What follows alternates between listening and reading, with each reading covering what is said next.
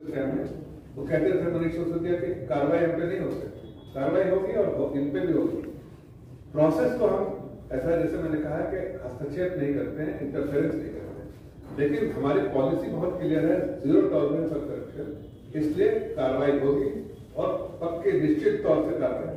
9 साल से आप करप्शन का एलिगेशन कर रहे थे, कविता के ऊपर इंक्वायरी भी कर रहे हैं मगर कोई भी एक्शन नहीं ले रहा बोल के।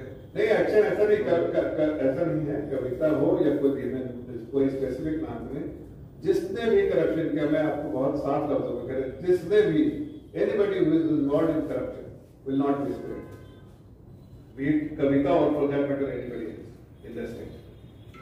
See, once we are very hopeful and we are confident that we will get the support of the people of the state and we will be able to defeat both the alliance of Congress and mine and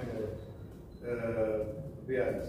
We will be able to form the government. We will do every possible, take every possible initiative to unearth all the scams they have done during the last 10 years. But away from that, whatever the agencies have found out, based on that basis, action will be taken against those who have treated versus not been. Telangana में आप momentum कैसा देखते हैं, क्योंकि पिछले कई दिनों से हम देख रहे हैं कि बीजेपी जिस प्रकार का मोमेंटम लेके आई थी 7-8 साल पहले या 6 महीने पहले, अभी वो नहीं दिख रहा है। और ये भी बात कही जा रही है कि केसीआर के खिलाफ सीएम का फेस कौन हो सकता है। देखिए, भारतीय जनता पार्टी किसी भी इलेक्शन को, चाहे वो कोई भी छोटा से छोटा इलेक्शन, बड़ा से बड़ा इलेक्शन, बहुत मजबूती से लड़ती है। प्रदेश में जो इलेक्शन होगा उसको भी उतने ही मजबूती से हम लोग लड़ेंगे और मुझे पूरी उम्मीद है कि हम यहाँ अच्छे बहुमत से जीतेंगे। लेकिन जहां तक फेस का सवाल है, आपने देखा होगा भारतीय जनता पार्टी अलग अलग तरह से जो एक्सपेरिमेंट करती है, किसी स्टेट में वो देते हैं नाम, किसी स्टेट में नहीं देते हैं नाम, और जब स्टेट जब जीत के आते हैं तो फिर सबके सहमति से जो नाम होता है उसको ही central election committee and parliamentary board उसको डिसाइड करती है। तो वो दोनों चीजें या तो पहले डिसाइड करते हैं, बाद में डिसाइड करेंगे, लेकिन जो भी डिसाइड होता है उसके बारे में जानकारी मीडिया को बराबर देंगे। So Swami from Times now, आप अभी जांच के बारे में बात कर रहे थे, you speaking about investigation. So Robert Vadra के जो मनी लॉन्ड्रिंग केस में ईडी एंटिसिपेटेड बेल को चैलेंज किया है, इस पे आप कैसा देखते हैं? मतलब और ट्रबल कांग्रेस, मतलब आप बीआरएस की भी बात कर रहे थे, कांग्रेस की। See, this is an unholy alliance between corrupt parties. Everybody knows the kind of corruption Congress has done for several decades, and now for the last 1 decade, the rampant corruption which has been done by BRS. So all these political parties are deeply into corruption. We will take actions wherever possible, and particularly when you have asked about Robert Vadra, that case is being pursued by the agencies, and we have no, as I said earlier, we do not interfere. But of course, our intention is very clear that anybody who is indulging in corruption will not be spared. Coming back to the question of Kavita, ARS MLC Kavita, you had said that Kavita is fully involved in the liquor scam. Action will be taken. On what basis are you saying that she is fully involved? See, whatever she's only been questioned by the ED, and I'm sure none of us know what questions were asked and what answers were given. I think, as I said, that agencies does its own work. Government's intention should be known to agencies and the people of the state. Our intention is absolutely loud and clear, is known to everyone, both citizens and the agencies who are responsible for unearthing the scams. Whatever information which is publicly available, based on that and whatever information we have gathered, we have been able to gather, she is fully involved in the kind of support she has given, and she is the kind of the way she has made, the structure she has been able to develop, and how she has made money is known to the agencies. It's a matter of time before she goes behind the bar. Sir, आपकी लड़ाई कांग्रेस से भी है, तो यहाँ के जो कांग्रेस के अध्यक्ष है रेवंत रेड्डी जी, पुलिस थ्रेटन करते हुए एक स्टेटमेंट दिया है कि हम उनके कपड़े उतारेंगे हम पावर में आने के बाद। राहुल गांधी जी मोहब्बत की दुकान की बात करते हैं और नॉन वायलेंट लीडर्स के बारे में मल्लिकार्जुन जी बात करते हैं, ये कैसे देखते हैं आप? देखिए ये सब जो है रेवंत रेड्डी जी का इतिहास सबको मालूम है, प्रदेश के हर लोगों का इतिहास मालूम है और आगे आने वाले दिनों में वो पूरे तौर से एक्सपोज भी किए जाएंगे। लेकिन ये मोहब्बत की दुकान में कोई ग्राहक तो है नहीं, लेकिन लुटेरे बहुत हैं। इसलिए आगे आने वाले दिनों में आपको पता चलेगा कि प्रदेश में ऐसे लुटेरे जो हैं जिनका पेशा ही लूटने का रहा है, वो लोग जो है उसको एडमिनिस्ट्रेशन चाहे वो सेंट्रल के हो और हमारी सरकार आने वाले स्टेट एडमिनिस्ट्रेशन सख्ती से लुटे। जफर साहब आप हैदराबाद में हैं और इसके अलावा किसी क्वेश्चन नहीं, आप दो ही फ्रेंड हैं। अच्छा आप हैदराबाद में हैं और यहाँ पे मेन एक शख्स है असदुद्दीन ओवैसी, तो बीजेपी यहाँ पर हालांकि नेशनल लेवल पर उनके साथ आपका नोक-झोंक रहता है, लेकिन तेलंगाना को लेकर कोई क्या स्ट्रैटेजी रहेगी? देखिए जैसा मैंने कहा कि असदुद्दीन ओवैसी जिनकी पार्टी एएमआई है, बीआरएस और कांग्रेस, इन तीनों का अलायंस है। हम तीनों के अलायंस के खिलाफ लड़ रहे हैं। जनता जानती है कि तीनों का अलायंस जो है बहुत अनहोली अलायंस है। ये टैसिट अंडरस्टैंडिंग जो है वो जनता के हितों के खिलाफ है, इसलिए हमारी लड़ाई तीनों से है। और आप जब हमारा कैंपेन शुरू होगा तो उसमें आपको इस बात की झलक दिखेगी कि हर लोगों को अकाउंटेबल किया जाएगा। अकाउंटेबिलिटी सबके प्रदेश की जनता के सामने दिख रहा है। आप कह रहे हैं कि बीआरएस एमआईएम और कांग्रेस का अलायंस है, लेकिन कांग्रेस पार्टी ये कहती है कि बीजेपी और बीआरएस का अलायंस चलता है। आप इसको किस तरह से देखते हैं? आपके सामने है, पार्लियामेंट में देखिए वोटिंग किसने किसके फेवर में किया, हमारे फेवर में तो किया बीआरएस ने। जो वो अलायंस ने कांग्रेस ने जो कॉल दिया, कांग्रेस के सपोर्ट में हिमायती के तौर पर खड़े, लेकिन वो तो सिर्फ पार्लियामेंट में स्टेट की बात कर हर जगह पर यहाँ पर भी उनकी अंडरस्टैंडिंग हमें मालूम है। वो पोस्ट पोल अलायंस करेंगे कि प्री पोल अलायंस करेंगे, इस पे इनकी चर्चा चल रही है। अभी किस लेवल पर चर्चा चल रही है मैं नहीं जानता, लेकिन इतना जरूर है कि दो साथ रहना है, दोनों ने एक दूसरे का दामन थाम कर रखा है और उसका जिंदा मिसाल पार्लियामेंट में सबके सामने चला गया। पार्लियामेंट में अगर वो ऐसे बिल के खिलाफ खड़े रहते तो समझ में आता, लेकिन वो तो साथ खड़े रहे, बल्कि इतने खड़े नहीं रहे पार्लियामेंट में, उनके साथ सोटे भी वहां पर जितना जो डिस्ट्रप्शन में सबसे बड़े सारे उनके एमपी साथ थे, उनके साथ होके आपने देखा होगा बीजेपी के सारे बीआरएस के एमपी स्टेट वॉकआउट भी किया साथ में, डिस्ट्रप्शन भी करने में साथ पूरे बेल्स में जाने के सामने भी और स्लोगन देने में भी उनके साथ रहे। तो इससे ज्यादा क्या आपको प्रूफ चाहिए कि दे आर टुगेदर? लेकिन बीआरएस तो कहती है कि वो ना इंडिया के साथ है ना एनडीए के साथ है। देखिए बीआरएस के पास कहने के लिए कुछ बचा नहीं, प्रदेश की जनता समझ चुकी है कि प्रदेश को लूटने के लिए। तो बीआरएस जब ऐसा कहे तो उनसे पूछिए कि आपके मैनिफेस्टो में जो आपने कहा था वो कहाँ पर रख गया है, उनसे सवाल आप कीजिए, उनसे सवाल करना चाहिए। जितने सारे जो करप्शन किए हैं, भूमि लैंड में जो करप्शन किया है, लैंड यूज को जिस तरह से उन्होंने, state is able to attract more and more FDI, more and more development of works, more and more job creation. The law and order should be extremely good, and people of the state should feel happy. They should see the growth, and they should feel safe and secure. Is something which will be able to do. Zafar साहब, आपने minorities की बात कही, तो क्या आपके जो कई लीडर हैं, नाम नहीं लूँगा, अधिकारियों को, चीफ मिनिस्टर को और कई नेताओं को के नाम के आगे मुस्लिम प्रीफिक्स या सफिक्स लगा के बात करते हैं, तो क्या वो चीज़ सही है? आप माइनॉरिटी के वेलफेयर की बात करें तो माइनॉरिटी का ऑनर भी तो कुछ होता है। नहीं, बिल्कुल होना चाहिए, चाहे वो कोई भी समाज से आता हो, कोई भी किसी में भी आस्था रखता हो। हमारी पार्टी सबका मान सम्मान, इसीलिए हमारा स्लोगन है कि सबका साथ, सबका विकास, सबके लिए प्रयास। लेकिन कुछ पॉलिटिकल पार्टीज है, इसीलिए मैंने कहा कि जो ये नासूर की तरह आदरणीय प्रधानमंत्री जी ने कहा कि ये लोग दीमक की तरह है, they are menace for the society, is policy of appeasement, and this is what they resort to. They try to appease a section of the society, in particular the Muslim society, and who gets the benefit? None of the Muslim community. But it is only the political party political parties who get the benefit because the Muslim population votes for them. But now they stand exposed. Muslim community have understood that they have always been misled, used as a vote bank, but never been the beneficiary.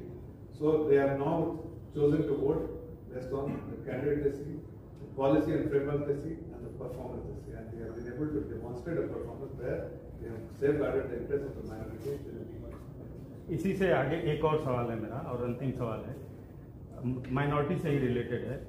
जो मुंबई जयपुर जो train में हुआ हादसा, जो एक गलत हुआ, दुर्भाग्यपूर्ण है और कड़ी से कड़ी निंदा करनी चाहिए और उसको सजा देनी। सवाल मेरा पूरा नहीं हुआ था। क्या आपको नहीं लगता है कि मेजॉरिटी कम्युनिटी में भी रेडिकलाइजेशन जैसी चीजें हो रही हैं, उसको रोकने के लिए कुछ करना चाहिए? नहीं, बिल्कुल। देखिए, कोई भी तरह के समाज में कोई भी गलत काम हो रहा है जो सिविल सोसाइटी के खिलाफ हो, उस पर कार्रवाई होनी चाहिए। आदरणीय प्रधानमंत्री जी ने इस पर कहा भी, आप शायद याद भी हो, उन्होंने कहा कि these are anti-social elements and they need to be dealt sternly, they need to be punished, and our government is doing that. Thank you very much. वो ना इंडिया के साथ है ना एनडीए के साथ है। देखिए, बीआरएस के पास कहने के लिए कुछ बचा है। प्रदेश की जनता समझ चुकी है कि प्रदेश को लूटने के लिए। तो बीआरएस जब ऐसा कहे तो उनसे पूछिए कि आपके मैनिफेस्टो में जो आपने कहा था वो कहाँ से लग गया है। उनसे सवाल आप कीजिए, उनसे सवाल करना चाहिए जितने सारे जो करप्शन किए हैं, भूमि लैंड में जो करप्शन किया है, लैंड यूज को जिस तरह से उन्होंने परमिशन दी है, उसके बारे में भी आगे आने वाले दिनों में। अब वो हमसे क्वेश्चन करते हैं, 100 क्वेश्चन, मतलब people will laugh at them कि सरकार उनकी एक क्वेश्चन हमसे कर रहे हैं। We will come out with the question and you will see that how we expose it. There's no more question, then I will thank you once again. I do have a question. If somebody else does have. Sir, आप बता रहे हैं कि BRS और Congress alliance में है, लेकिन यहाँ पर एक इंसिडेंट जहाँ पर माइनॉरिटी अपीसमेंट कॉम्पिटिशन चल रहा है बीआरएस और कांग्रेस के बीच में, एक वाकया सर सेक्रेटेरिएट के अंदर मस्जिद और मंदिर को शहीद किया गया। वो आता है इंडियन कैबिनेट मिनिस्टर जी किशन रेड्डी के कॉन्स्टिट्यूंसी क्षेत्र में, लेकिन कांग्रेस का ये कहना है कि उन्होंने कभी इस चीज़ को अपोज नहीं किया है और माइनॉरिटी को लेकर उनका कोई ऐसा, बीजेपी का कोई ऐसा परफेक्ट स्टैंड नहीं। तो आप आने वाले चुनाव में माइनॉरिटी के लिए क्या है? देखिए, हमारे यहाँ चाहे माइनॉरिटी हो या मेजॉरिटी हो, हमारे इस नजरिए से देखते हैं। हमारी सरकार सबको देश की जनता के तौर पर देखती है और जनता के हित में काम करने के लिए सारी पॉलिसी बनाती है। अब मैं इसका चूंकि आपने, मैं उस समाज से आता हूँ, मुस्लिम समाज से आता हूँ, मैं आपको एक एग्जाम्पल देता हूँ। आप वेलफेयर स्कीम उठा के देखिए, सरकार के वेलफेयर स्कीम जो आदरणीय प्रधानमंत्री जी ने 9 साल में जो वेलफेयर स्कीम चलाई, उसके बेनिफिशियरीज देखिए। कोई भी स्कीम ऐसा नहीं है जिसमें मिनिमम 22% जो है वो मुस्लिम समाज के लोगों को उसका बेनिफिट नहीं मिला। चाहे प्रधानमंत्री आवास योजना हो, चाहे आप जल से नल हो, या फिर आप आयुष्मान भारत स्कीम हो, जितने भी स्कीम उठाएंगे, 315 स्कीम है, उस सब 15 स्कीम उठा के देखिए, उसके बेनिफिशियरी के डिटेल उठा के देखिए कि हमने बिना भेदभाव के हमने सबको जो है जो बेनिफिशियरी हो सकते थे उसमें सबसे बड़े बेनिफिशियरी।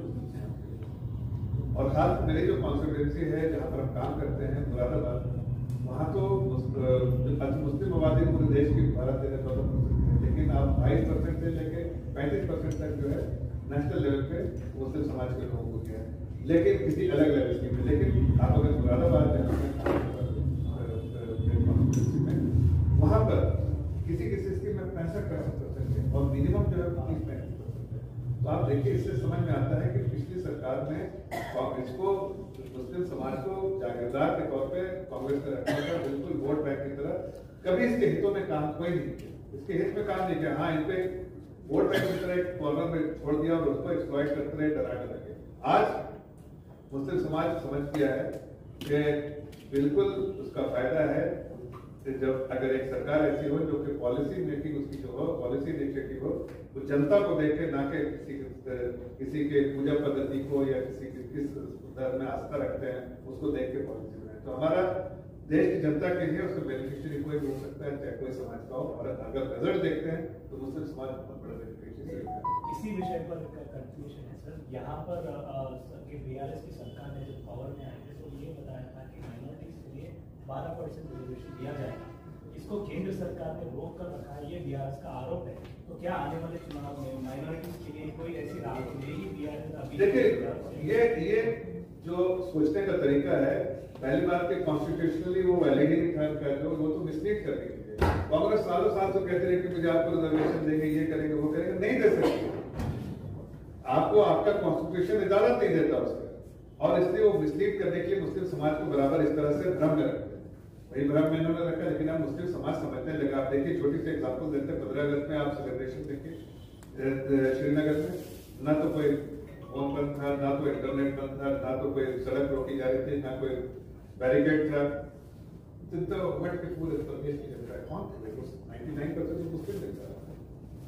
पूरी जनता वहां आई 15 अगस्त की सेलिब्रेशन में पार्टिसिपेट किए कि अब उनको समझ में आ गया कि वेलफेयर जब से 370 हटा है तो वेलफेयर के सारे स्कीम और बेनिफिट एक आम नागरिक को वहां पर मिलने लगे। जब मैं जाता हूँ वहां पर, कई बार गया वहां पर, एक्चुअली में जब हाथ उठाने के लिए बोलता हूँ, पहले पर हाथ नहीं उठता था, कोई बेनिफिट नहीं, अब सारे हाथ उठाते बोलते भाई ये बेनिफिट मिलते, वो बेनिफिट मिलते। तो लोगों को भी एहसास होता है, उनका अपना एक्सपीरियंस होता है कि अकाउंट में डायरेक्ट बेनिफिट ट्रांसफर हो जाता है। पहले तो सरकारें ऐसी थी कि 10 करोड़ ऐसे लोग पैदा हो गए थे देश में, और वो पेंशन भी खा रहे हैं, मर भी गए, जिंदा भी हैं, जो आज तक पैदा ही नहीं हुए थे। आप देखिए 3 लाख करोड़ हमने बचाया, क्यों? इसलिए कि कांग्रेस ने ऐसे 10 करोड़ लोगों को पैदा किया था जो पैदा ही नहीं हुए थे, लेकिन उनका आधार कार्ड भी बनवा दिया था, और बेनिफिट किसको जा रहा था? उनके राजीव गांधी जी ने जैसा सही कहा था, बेनिफिट उसके लोगों को जा रहा था। अब वो सब चीज जो है प्लग, जो लूपहोल उसको प्लग कर दिया गया है, और देश की जनता के इसमें काम हो रहा है। इसलिए मुस्लिम समाज को भी इस बात का अंदाज है कि खाली खोखले वादे से नहीं, बल्कि जो जमीनी हकीकत है उसमें जो फायदा सामने पहुंच रहा है, चाहे किसी चीज क्षेत्र में, बिना भेदभाव के, उससे उनको फायदा है, और उससे जो है कम्युनिटी का। Mr. Islam, yes, one question. This is something I asked earlier also, your colleagues here, my colleagues. What is BJP's vision for Telangana? BRS had a vision. What is your party's vision? See, BRS had a vision, but they never implemented the vision. That's why I repeatedly ask you to question them about their manifesto, because all their vision gets captured in their manifesto. And in their manifesto, they have not been able to deliver it. It's a manifesto which they only use to mislead the people of state, but they have never delivered. But our policy is very clear. We will always work for the welfare of the society. Our governance model is very, very clear. We believe in efficiency and we believe in fairness. So, with fairness and efficiency, every citizen gets a benefit. And that is what the state gets a benefit. So, we will do the developmental work. We will ensure that all the pending developmental work which should have happened must be implemented. We will focus on youth and create opportunities for the youth. We will also ensure that the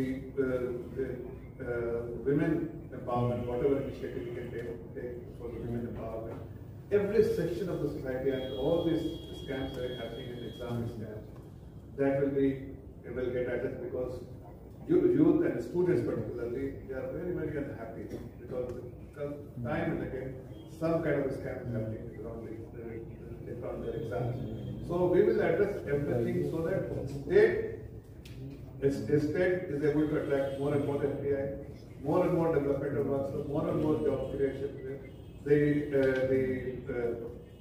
law and order should be extremely good, and people of the state should feel happy. They should see the growth, and they should feel safe and secure. Is something which will be able to do. Zafar साहब, आपने minorities की बात कही, तो क्या आपके जो कई लीडर हैं, नाम नहीं लूँगा, अधिकारियों को, चीफ मिनिस्टर को और कई नेताओं को के नाम के आगे मुस्लिम प्रीफिक्स या सफिक्स लगा के बात करते हैं, तो क्या वो चीज़ सही है? आप माइनॉरिटी के वेलफेयर की बात करें तो माइनॉरिटी का ऑनर भी तो कुछ होता है। नहीं, बिल्कुल होना चाहिए, चाहे वो कोई भी समाज से आता हो, कोई भी किसी में भी आस्था रखता हो। हमारी पार्टी सबका